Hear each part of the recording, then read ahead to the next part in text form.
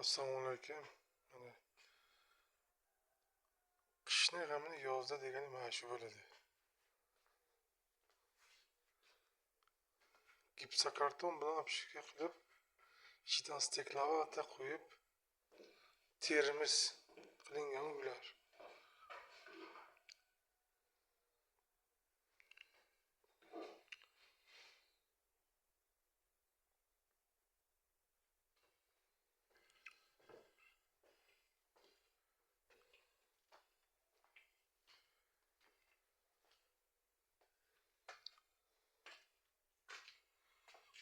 Hammayoq predelka mana gipsokarton, steklavata qo'yib, uylarni qishga tayyorgarlik.